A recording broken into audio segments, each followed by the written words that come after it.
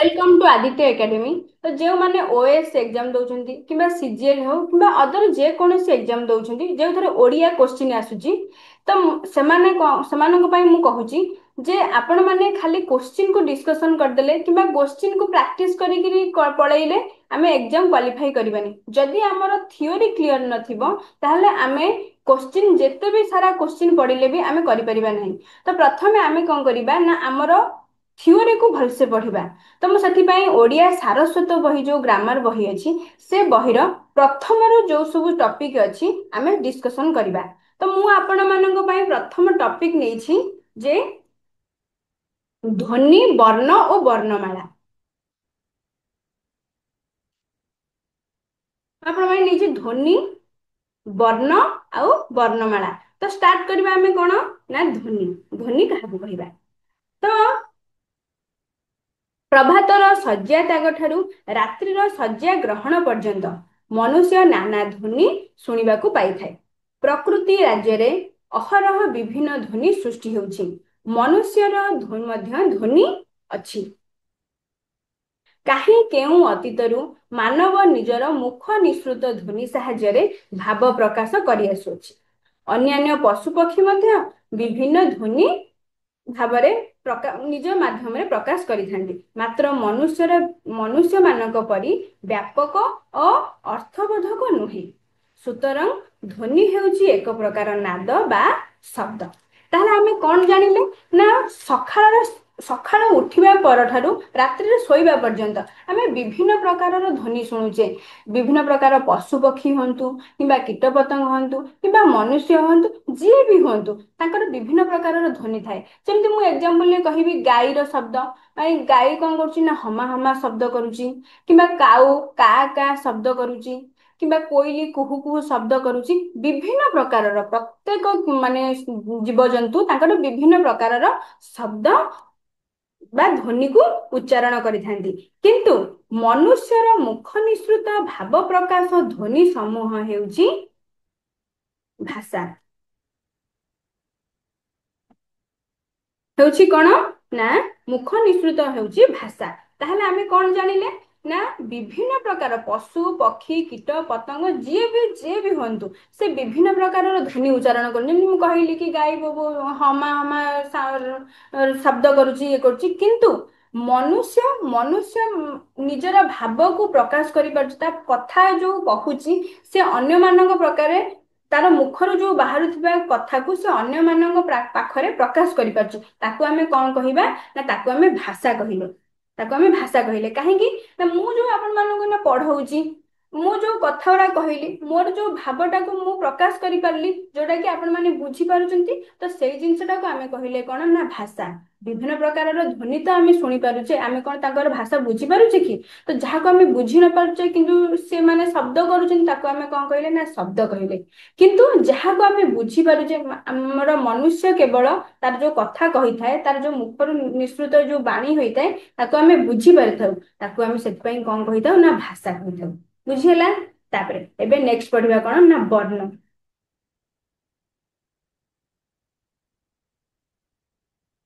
ବର୍ଣ୍ଣ ପଢିବା। ବର୍ଣ୍ଣ କଣ ନା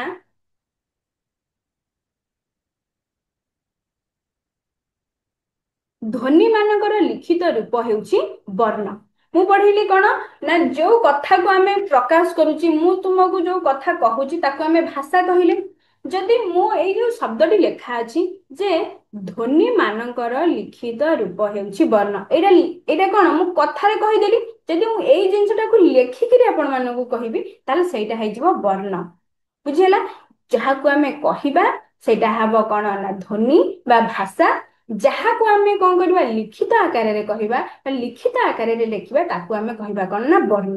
ଅର୍ଥାତ୍ ଧ୍ୱନି ମାନଙ୍କର ବର୍ଣ୍ଣିତ ଧ୍ୱନି ମାନଙ୍କରେ ବର୍ଣ୍ଣ ଅର୍ଥାତ୍ ଧ୍ୱନି ବର୍ଣ୍ଣ ମାନଙ୍କର ବର୍ଣ୍ଣିତ ବା ରୂପାୟିତ। ବର୍ଣ୍ଣ ଧ୍ୱନି ମାନଙ୍କର ଲିଖନ ସଂକେତ ହୋଇଥିବାରୁ ତାକୁ କଣ କୁହାଯାଏ ନା ଲିପି କୁହାଯାଏ। ଆଉ ଗୋଟେ କଣ ନା ବର୍ଣ୍ଣର ଅନ୍ୟ ନାମ ହେଲା କଣ ନା ଅକ୍ଷର। ତାକୁ ମଧ୍ୟ ଅକ୍ଷର କହିବା। ତାହେଲେ ଆମେ ଜାଣିଲେ କଣ ନା ଯୋଉ ଧ୍ୱନିକୁ ଆମେ ଯୋଉ ଲିଖିତ ଆକାରରେ ଲେଖୁଛେ ତାକୁ ଆମେ ବର୍ଣ୍ଣ କହିପାରିବା, ତାକୁ ମଧ୍ୟ ଲିପି କହିପାରିବା, ତାକୁ ମଧ୍ୟ ଆଉ ଗୋଟେ କଣ କହିପାରିବା ନା ଅକ୍ଷର କହିପାରିବା। ତିନୋଟି ଯାକ ମଧ୍ୟରୁ ଯାହା ବି ଆପଣଙ୍କୁ କୋଶ୍ଚିନ୍ ଆସିପାରିବ ଆପଣ ଲେଖିପାରିବେ। ଯଦି ମନେକର କୋଶ୍ଚିନ୍ ପଡିଲା ଯେ ଧ୍ୱନି ମାନଙ୍କର ଲିଖିତ ରୂପକୁ ଆମେ କଣ କହିବା, ତାହେଲେ ଆମେ ବର୍ଣ୍ଣ ବି, ଯଦି ଅପସନରେ ତିନିଟା ଯାକ ତ କେବେ ବି ନଥିବ, ଆଇଦର ବର୍ଣ୍ଣ ଥିବ, ନହେଲେ ଲିପି ଥିବ, ନହେଲେ ଅକ୍ଷର ଥିବ, ଯୋଉଟା ଆପଣ ଯାହାକୁ ବି ମାରିପାରିବେ। ତାହେଲେ ଆମେ ଜାଣିଲେ ତାର ତିନୋଟି, ତାକୁ ବର୍ଣ୍ଣ କହିପାରିବା, ନହେଲେ ଲିପି କହିପାରିବା, ନହେଲେ ଅକ୍ଷର କହିପାରିବା।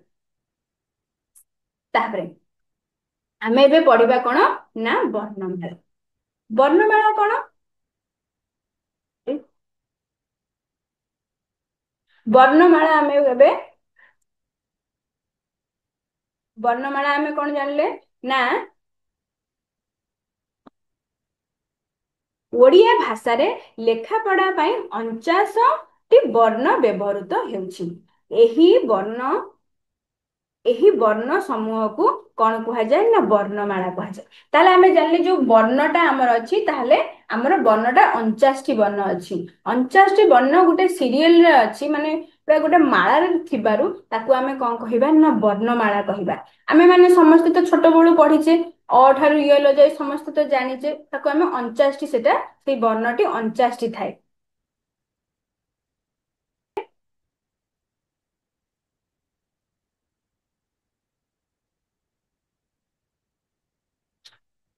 ତାପରେ ପଢିଛେ କଣ ନା ଆଗରୁ ପଢିଛେ ଧ୍ୱନିର ଲିଖିତ ରୂପ ହଉଛି ବର୍ଣ୍ଣ।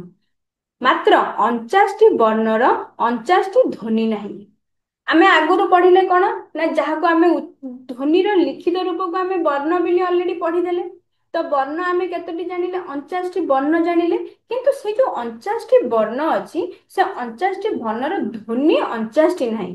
ଯେମିତି କି ମୁଁ କହିବି ଅ, ଆ, ହର୍ଷେଇ, ଦୀର୍ଘେଇ, ଏ ଯୋଉ ଆମେ ପଢୁଛେ ତାର ଯୋଉ ଧ୍ୱନି ଉଚ୍ଚାରଣ କରୁଛି, ଯୋଉ ହର୍ଷେଇ ହଉ କିମ୍ବା ଦୀର୍ଘେଇ ହଉ, ତାର ଉଚ୍ଚାରଣ କେବଳ ଇ ହିଁ କରିବା। ଆମେ ଉଚ୍ଚାରଣରେ କହିବାନି କି ହର୍ଷେଇ, ଦୀର୍ଘେଇ, ଏମିତି ଉଚ୍ଚାରଣ ହବନି, ତାକୁ ଆମେ ଇ କହିବା। ଯେମିତି ମାନେ ଏକ୍ସାମ୍ପଲ ଏଇଠି ଦେଖନ୍ତୁ ଅଛି ଯେ ହର୍ଷେଇ ଆଉ ଦୀର୍ଘଇ, ଏଇ ଯୋଉ ଦିଟା ଇ ଥିଲେ ମଧ୍ୟ ଆର ଉଚ୍ଚାରଣ ଗୋଟେ ହବ। ଯେମିତି କି ଆର ଉଦାହରଣରେ ନବା ଆମେ କଣ ନା ପାଣି ଆଉ ବାଣୀ। ଆମେ ଲିଖିତ ଆକାରରେ ଲେଖିଲେ ଆମେ ଲେଖୁଛେ ପରେ ଆକାର ପା ଣରେ ହର୍ଷେଇ ଣି, ଆମେ ଲିଖିତ ଆକାରରେ ଲେଖୁଛେ, କିମ୍ବା ଲେଖୁଛେ ବର ଆକାର ବା ଣରେ ଦୀର୍ଘେଇ ଲେଖୁଛେ। କିନ୍ତୁ ଆମେ ଯେତେବେଳେ ତାକୁ କହୁଛେ, ଯେତେବେଳେ ଧ୍ୱନି ମାଧ୍ୟମରେ ତାକୁ ଉଚ୍ଚାରଣ କରୁଛେ, ସେତେବେଳେ କହୁଛେ ପାଣି ବାଣୀ, ତାର ଉଚ୍ଚାରଣ ଗୋଟେ ହଉଛି। ସେ ଦିଟା ଇ ଥିଲେ ମଧ୍ୟ ତାର ଉଚ୍ଚାରଣ ଗୋଟେ ହଉଛି। ସେମିତି ଆଉ ଗୋଟେ ଏକ୍ସାମ୍ପଲ, ବର୍ଗେ ଜ ଆଉ ଗୋଟେ ଅନ୍ତସ୍ଥ ଜ, ତାର ଉଚ୍ଚାରଣ ମଧ୍ୟ ଦିଟା ଜ ଥିଲେ ମଧ୍ୟ ତାର ଉଚ୍ଚାରଣ ଗୋଟେ। ଯେମିତି ଏକ୍ସାମ୍ପଲ କଣ ନା ଏକ୍ସାମ୍ପଲ ଆମେ ନେଲେ କଣ ନା ଜଳ ଆଉ ଗୋଟେ ଯଶ। ଆମେ ଲିଖିତ ଆକାରରେ ଲେଖିଲା ବେଳକୁ ଲେଖୁଛେ, ଯୋଉଠି ବର୍ଗେ ଜ ଲାଗିବ ସେଠି ବର୍ଗେ ଜ ଲଗଉଛେ, ଯୋଉଠି ଅନ୍ତସ୍ଥ ଜ ଲାଗିବ ସେଠି ଅନ୍ତସ୍ଥ ଲଗଉଛେ ଲିଖିତ ଆକାରରେ ଲେଖିଲା ବେଳେ। କିନ୍ତୁ ଆମେ ଯେତେବେଳେ ଧ୍ୱନି ମାଧ୍ୟମରେ କହୁଛେ, କେବଳ ଦିଟା ଜ ଥିଲେ ମଧ୍ୟ ଏଟା ଗୋଟିଏ ଜ ହବ। ସେମିତି ତାଲବେଶ, ମୁଦନେଶ, ଦନ୍ତେଶ, ତିନିଟା ସ ଆମର ଅଛି, କିନ୍ତୁ ତିନିଟା ସ ଥିଲେ ମଧ୍ୟ ତାର ଉଚ୍ଚାରଣ ଗୋଟେ ସ ହବ। ଆମେ ଲିଖିତ ଆକାରରେ ଲେଖିଲେ ଯୋଉ ସ ଯୋଉଠି ଅଛି ତାକୁ ଲେଖିବା, କିନ୍ତୁ ଉଚ୍ଚାରଣ କଲା ବେଳେ ସେଟା ଗୋଟେ ସ ହବ। ତାହେଲେ ଆମେ ମୂଳରୁ ଆଉ ଥରେ ଟିକେ ରିଭିଜନ ମାରିଦବା।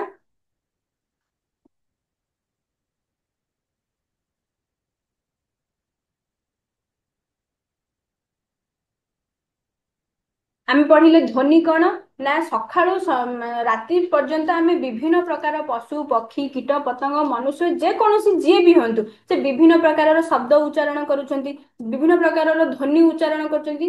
ଯାହାକି ମୁଁ କହିଲି ଏକ୍ସାମ୍ପଲ, ଯେମିତି ଗାଈ ହେଲା, କାଉ ହେଲା, କୋଇଲି, ଯେକୌଣସି ପଶୁ ପକ୍ଷୀ ଯିଏ ବି ହୁଅନ୍ତୁ, ଯେକୌଣସି ଯୋଉ ଉଚ୍ଚାରଣ ଯୋଉ ଶବ୍ଦ ଯୋଉ କହୁଛନ୍ତି, ସେଟାକୁ ଆମେ କଣ କହିଲେ ନା ଧ୍ୱନି କହିଲେ। କିନ୍ତୁ ଭାଷା କଣ କହିଲେ? ଯିଏକି ମନୁଷ୍ୟର ମୁଖ ନିସୃତ, କେବଳ ମନୁଷ୍ୟ ହିଁ ଏକମାତ୍ର ପ୍ରାଣୀ ଯିଏକି ତାର କଥାକୁ ଆମେ ବୁଝି ପାରିଥାଉ। ତାକୁ ଆମେ ସେଥିପାଇଁ କଣ, ତାର ଯୋଉ ମୁଖରୁ ଯୋଉ ନିଃସୃତ ବାଣୀ ଆସିଥାଏ, ଯାହା ଆମେ କହିଥାଉ ତାକୁ ଆମେ ଭାଷା ବୋଲି କହିଥାଉ। ବୁଝିହେଲା। ତାପରେ ଆମେ ବର୍ଣ୍ଣ ଜାଣିଲେ କଣ, ନା ଯୋଉ ଧ୍ୱନି କିମ୍ବା ଯୋଉ ଭାଷା ହଉ, ତାକୁ ଆମେ ଯୋଉ କହିବାକୁ, ଯୋଉ ଜିନିଷ ଆମେ କହୁଛେ ସେଇ ଜିନିଷକୁ ଆମେ ଯଦି ଲିଖିତ ଆକାରରେ ଲେଖିବା ତାକୁ ବର୍ଣ୍ଣ କହିବା। ଆଉ ତିନିଟା ଜିନିଷ କହିବା, ତାକୁ ବର୍ଣ୍ଣ କହିବା, ଲିପି କହିବା, ଆଉ ତାକୁ ଅକ୍ଷର ମଧ୍ୟ କହିବା। ତାପରେ ଜାଣିଲେ ଧ୍ୱନି ଜାଣିଲେ, ବର୍ଣ୍ଣ ଜାଣିଲେ, ବର୍ଣ୍ଣମାଳା। ବର୍ଣ୍ଣମାଳା କଣ ଜାଣିଲେ, ନା 49ଟି ବର୍ଣ୍ଣମାଳା ଜାଣିଲେ। କିନ୍ତୁ 49ଟି ବର୍ଣ୍ଣମାଳା ଥାଇ ମଧ୍ୟ 49ଟି ବର୍ଣ୍ଣ, ଯେହେତୁ 49ଟି ବର୍ଣ୍ଣ ଗୋଟେ ମାଳାରେ ଥିବାରୁ ତାକୁ ଆମେ କଣ କହିଲେ, ନା ବର୍ଣ୍ଣମାଳା କହିଲେ। ସେଇ ବର୍ଣ୍ଣମାଳା ଯୋଉ 49ଟି ଅଛି, ସେଟା ତାର 49ଟି ଧ୍ୱନି ନାହିଁ। ଯେମିତି କିି ମୁଁ କହିଲି, ଯେମିତି ହର୍ଷେଇ ଦୀର୍ଘେଇର ଯେମିତି କେବଳ ଇ, ବର୍ଗେଜ ଅନ୍ତସ୍ଥ ଜବର କେବଳ ଉଚ୍ଚାରଣ ଜ, ଆଉ ତାଲବେଶ ମୁଦନେଶ ଆଉ ଦନ୍ତେଶର ଯେମିତି ଉଚ୍ଚାରଣ କେବଳ ସ ହବ, ସେମିତି ତାର ଧ୍ୱନି ବର୍ଣ୍ଣ 49ଟା ଥିଲେ ମଧ୍ୟ ତାର ଉଚ୍ଚାରଣ କିମ୍ବା ଧ୍ୱନି ତାର ସମାନ ନଥାଏ। ତେବେ ଆମେ ପୁଣି ନେକ୍ସଟ ଯିବା।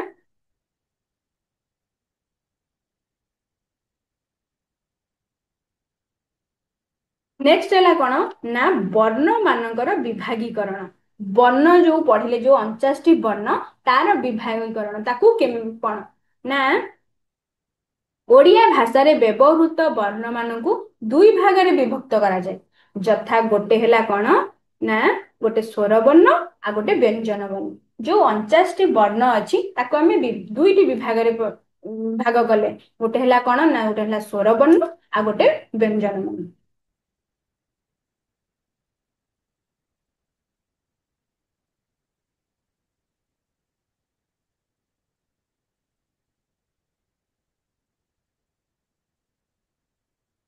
ଆଚ୍ଛା, ଫାଷ୍ଟ ପଢିବା ଏବେ କଣ, ନା ସ୍ୱରବର୍ଣ୍ଣ। ସ୍ୱରବର୍ଣ୍ଣ କାହାକୁ କହିବା, ଯେ ଅନ୍ୟ ବର୍ଣ୍ଣର ସାହାଯ୍ୟ ନ ନେଇ ଉଚ୍ଚାରିତ ହେଉଥିବା ବର୍ଣ୍ଣକୁ କଣ କୁହାଯାଏ, ନା ସ୍ୱରବର୍ଣ୍ଣ କୁହାଯାଏ। ଯେଉଁ ବର୍ଣ୍ଣଟା କଣ ହୁଏ, ନା ଅନ୍ୟ ବର୍ଣ୍ଣର ସାହାଯ୍ୟ ନ ନେଇକିରି ଯେ ଉଚ୍ଚାରିତ ହେଉଥିବ ତାକୁ ଆମେ କଣ କହିବା, ନା ସ୍ୱରବର୍ଣ୍ଣ କହିବା। ତାକୁ ଆମେ ସ୍ୱରବର୍ଣ୍ଣ ହେଲେ, ନା ଯେ ଅନ୍ୟ ଯେଉଁ ବର୍ଣ୍ଣ ଅନ୍ୟର ବର୍ଣ୍ଣର ସାହାଯ୍ୟ ନ ନେଇ ଯେ ଉଚ୍ଚାରିତ ହେଉଥିବ ତାକୁ ଆମେ ସ୍ୱରବର୍ଣ୍ଣ କହିବା। ତାହେଲେ ଆମେ ଜାଣିଲେ କଣ, ନା ଓଡିଆ ଭାଷାରେ ସ୍ୱର ବର୍ଣ୍ଣ ଆମର କେତୋଟି ଅଛି, ନା 11ଟି ଅଛି। ଯଥା କଣ କଣ, ନା ଅ, ଆ, ହର୍ଷେଇ ଦୀର୍ଘଇ, ହର୍ଷଉ, ହର୍ଷଉ ଦୀର୍ଘଉ, ରୁ, ଏ, ଐ, ଓ, ଅ। ଆମେ ଜାଣିଲେ ଏଇ 11ଟି ଅଛି। ତାହେଲେ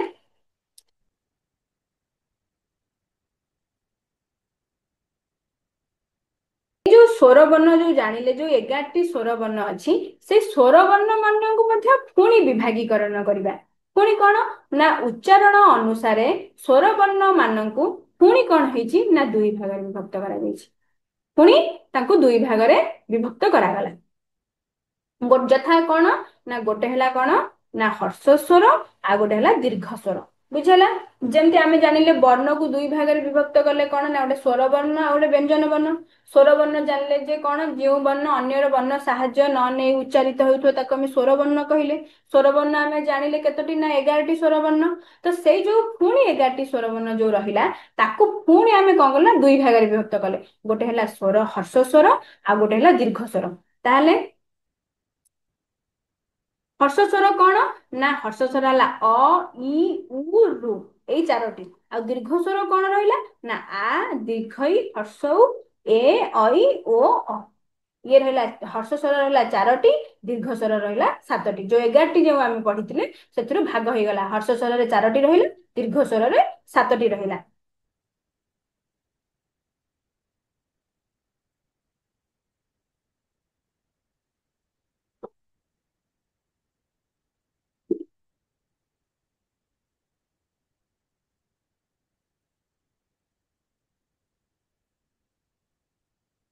ତାପରେ ପଢିବା ହର୍ଷ ସ୍ୱର। ହର୍ଷ ସ୍ୱର ଅପେକ୍ଷା ଦୀର୍ଘ ସ୍ୱର ମାନଙ୍କର ଉଚ୍ଚାରଣ ଅଧିକ ସମୟ ନିଏ। ହର୍ଷ ସ୍ୱର ଟା ଆମେ କହିବାକୁ ଯେତିକି ସମୟ ଲାଗେ, ଦୀର୍ଘ ସ୍ୱର ଟା ତାଠାରୁ ଅଧିକ ଲାଗେ। ଯେମିତି ଅ, ଇ, ଉ, ରୁ ଏମିତି କହିଦଉଛେ, କିନ୍ତୁ ଦୀର୍ଘ ସ୍ୱର କହିଲା ବେଳେ ଆ, ଦୀର୍ଘଇ, ଦୀର୍ଘଉ, ଏ, ଐ, ଓ, ଔ, ଏମିତି ଆମେ ଉଚ୍ଚାରଣ ଟା ଟିକେ ଅଧିକା ସମୟ ନିଏ। ତ ଆମେ ଜାଣିଲେ କଣ, ନା ଅ ଠାରୁ ଔ ପର୍ଯ୍ୟନ୍ତ କଣ ଥାଏ, ନା 11ଟି ସ୍ୱର ବର୍ଣ୍ଣର ମାତ୍ର 8ଟି ଧ୍ୱନି ଅଛି। ଆମେ ପଢିଥିଲେ କଣ ନା ଏଇ ଯୋଉ 11ଟି ଯୋଉ ରହିଲା ଯୋଉ ସ୍ୱର ବର୍ଣ୍ଣ ରହିଲା ତାର ଧ୍ୱନି ରହିଲା କଣ ନା 8ଟି। ମୁଁ ଆପଣମାନଙ୍କୁ ପୂର୍ବରୁ ପଢେଇଥିଲି ଯେ ଆମର 49ଟି ବର୍ଣ୍ଣ ଥିଲେ ମଧ୍ୟ ତାର 49ଟି ଧ୍ୱନି ନଥାଏ। ଯେମିତି ଏକ୍ଜାମ୍ପଲ ଦେଇଥିଲି ହର୍ଷେଇ ଦୀର୍ଘେଇର ଇ, ଜ ଆଉ ବର୍ଗେ ଜର ଯେମିତି ଖାଲି ଜ, ତାଲବେଶ ମୂର୍ଧନ୍ୟଷ ଦନ୍ତେଶ୍ୱର କେବଳ ଯେମିତି ସ, ସେମିତି ଏଇ ଯୋଉ 11ଟି ଯୋଉ ସ୍ୱର ବର୍ଣ୍ଣ ରହିଲା ତାର ସ୍ୱର ବର୍ଣ୍ଣର ଉଚ୍ଚାରଣ 11ଟି ହେଇନଥାଏ, ତାର 8ଟି ହେଇଥାଏ। ଯେମିତି ଯଥା କଣ କଣ ଯଥା ଅ, ଆ, ହର୍ଷେଇ, ଉ, ଅ ଆ ଇ ଉ ଏ ଐ, ଆଉ ରହିଲା କଣ ନା ଓ ଅ। ହେଲା ତ ଏଇ ତାପରେ 8ଟି ସ୍ୱର ଧ୍ୱନି ମଧ୍ୟରୁ କଣ ନା ଅ ଇ ଉ ହେଲା କଣ ନା ହର୍ଷ ସ୍ୱର ଧ୍ୱନି, ଆଉ ଆ ଏ ଐ ଓ ଔ ଏଇଟା ହେଲା କଣ ନା ଦୀର୍ଘ ଦୀର୍ଘ ସ୍ୱର ଧ୍ୱନି ଉଚ୍ଚାରଣ କରାଯାଏ। ଉଚ୍ଚାରଣରେ ହର୍ଷ ସ୍ୱର ଠାରୁ ଦୀର୍ଘ ସ୍ୱରରେ ଅଧିକ ସମୟ ଲାଗେ। ଯେମିତି ମୁଁ କହିଲି ଯେ ହର୍ଷ ସ୍ୱରରେ ଯେମିତି କମ ସ୍ୱର ଲାଗେ କିନ୍ତୁ ଦୀର୍ଘ ସ୍ୱରରେ ଅଧିକ ସମୟ ଟିକେ ଲାଗେ ଉଚ୍ଚାରଣ କରିବା ପାଇଁ, ସେମିତି ତାହେଲେ ଆମେ ଜାଣିଲେ କଣ ନା ଅଧିକ ସମୟ ଲାଗେ। ତ ଆମେ ଜାଣିଲେ କଣ ନା ଐ ଆଉ ଔ ଦୁଇଟି ସଂଯୁକ୍ତ ସ୍ୱର, ମାନେ ଏଇଟା କଣ ନା ସଂଯୁକ୍ତ ସ୍ୱର ବା ସନ୍ଧ୍ୟାକ୍ଷର କହନ୍ତି। ମାନେ କଣ ଯେମିତି ଏକ୍ସାମ୍ପଲ ଐଟାକୁ ଆମେ କେମିତି କହୁଛେ ଉଦାହରଣ ନେବା କଣ ନା ଅ ଯୁକ୍ତ ଇ, ଅ ସାଙ୍ଗରେ ଇ ମିଶିଲେ କଣ ହୁଏ ନା ଐ ହୁଏ। ତାକୁ ଆମେ ଲେଖିବା ମାନେ ଉଚ୍ଚାରଣ କରିଥାଉ ଅ ଇ ରା ବ ତ, କିନ୍ତୁ ପଢିଲା ବେଳକୁ ଆମେ କଣ ପଢୁ ଐରାବତ। ପଢିଲା ବେଳକୁ କଣ ପଢିଥାଉ ନା ଐରାବତ। ସେମିତି ଔ କଣ ଔ ସଂଯୁକ୍ତ, ସଂଯୁକ୍ତ କାହାକୁ କୁହାଯାଏ ନା ଗୋଟେ ବର୍ଣ୍ଣ ସାଙ୍ଗରେ ଆଉ ଗୋଟେ ବର୍ଣ୍ଣ ଯେମିତି ମିଶିକିରି ଗୋଟେ ବର୍ଣ୍ଣକୁ ପ୍ରକାଶ କରୁଥିବ ସେମିତି। ଔ କଣ କଣ ନା ଅ ଆଉ ଉ, ଅ ବର୍ଣ୍ଣ ଆଉ ଉ ବର୍ଣ୍ଣ ମିଶିଲେ ଔ ହଉଛି। ସ ଉ ର ଭ ତାକୁ ଆମେ ପଢିଲେ ପଢୁଛେ କଣ ନା ସୌରଭ। ତାକୁ ଆମେ ପଢିଲା ବେଳକୁ ପଢୁଛେ ଆମେ ସୌରଭ। ସେମିତି କଣ ନା ଦ୍ରୁତ ଉଚ୍ଚାରଣରେ ଇଟା ହେଇଯାଏ କଣ ନା ଐ, ଆଉ ଟା ହେଇଯାଏ ଔ ରେ ପରିଣତ ହେଇଯାଏ। ତାହେଲେ ଆମେ ଜାଣିଲେ କଣ ନା ଆମେ ଟିକେ ପୁଣି ଆଉ ଟିକେ ରିଭିଜନ ମାରିଦବା। ଆମେ ଆଉ ଥରେ ରିଭିଜନ ମାରିଦବା। ଆମେ ଜାଣିଲେ କଣ ନା ବର୍ଣ୍ଣ ରହିଲା 49ଟି। ଏଇ 49ଟି ବର୍ଣ୍ଣକୁ ଆମେ କଣ କଲେ ନା ଦୁଇ ଭାଗରେ ବିଭକ୍ତ କଲେ। ଗୋଟେ ହେଲା ସ୍ୱର ବର୍ଣ୍ଣ ଆଉ ଗୋଟେ ହେଲା ବ୍ୟଞ୍ଜନ ବର୍ଣ୍ଣ।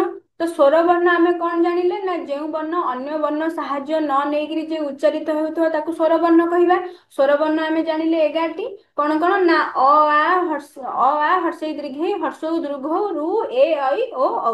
ୟାକୁ ଜାଣିଲେ। ତ ସ୍ୱର ମାନଙ୍କୁ ପୁଣି ଦୁଇ ଭାଗରେ ଆଉଥରେ ବିଭକ୍ତ କରାଗଲା। ତ କଣ ନା ଗୋଟେ ହେଲା ହର୍ଷ ସ୍ୱର ଆଉ ଗୋଟେ ହେଲା ଦୀର୍ଘ ସ୍ୱର। ତ ହର୍ଷ ସ୍ୱରରେ ରହିଲା 4ଟି, ଦୀର୍ଘ ସ୍ୱରରେ ରହିଲା 7ଟି ଆମେ ଜାଣିଲେ। ତାପରେ ପୁଣି ସେଇ ଯୋଉ ହର୍ଷ ସ୍ୱର ଯୋଉ ରହିଲା ସେଥିରେ 11ଟି ବର୍ଣ୍ଣ ରହେ। ଏଇ ଯୋଉ ଆମର ଯୋଉ ସ୍ୱର ବର୍ଣ୍ଣଟି 11ଟି ରହିଲେ ମଧ୍ୟ ତାର ସବୁ ଯାକ 11ଟି ଯାକ ଉଚ୍ଚାରଣ ହୁଏନି, ତାର 8ଟି ଧ୍ୱନି ଉଚ୍ଚାରଣ ହୁଏ। ଯେମିତି କିି ପୁଣି ଜାଣିଲେ ଯେ ସେ ଯୋଉ ଧ୍ୱନି ଟା ରହିଲା ସେ ଧ୍ୱନି ଯୋଉ ହର୍ଷ ସ୍ୱରରେ 3ଟି ରହିଲା ଆଉ ଦୀର୍ଘ ସ୍ୱରରେ କଣ ରହିଲା ନା 5ଟି ରହିଲା ଜାଣିଲେ। ତ ଆମେ ପୁଣି ଦୁଇଟା ସଂଯୁକ୍ତ ସ୍ୱର ଆମେ ଜାଣିଲେ ସଂଯୁକ୍ତ ସ୍ୱର ଯୋଉଟା କଣ କଣ ନା ଐ ଆଉ ଔ। ସେ ଦୁଇଟି ବର୍ଣ୍ଣ ମିଶିକିରି ଗୋଟେ ବର୍ଣ୍ଣ ହଉଛି। ଯେମିତି ଐଟା ଯେମିତି କଣ ନା ସାଙ୍ଗରେ ଇ ମିଶିଲେ ଐ ହଉଛି, ଆଉ ସାଙ୍ଗରେ ଉ ମିଶିଲେ ଔ ହଉଛି। ଯେମିତି ଐରାବତ ଆଉ ସୌରଭ ଆମେ ପଢୁଛେ ସେମିତି। ତ ଆଜି ଥିଲା ଆମେ ତ ଆଜି ଏତିକି କ୍ଲାସ ଥିଲା ଆମର ଆଜି। ତ ବ୍ୟଞ୍ଜନ ବର୍ଣ୍ଣଟା ଆମେ ନେକ୍ସଟ କ୍ଲାସରେ ପଢିବା। Thank you.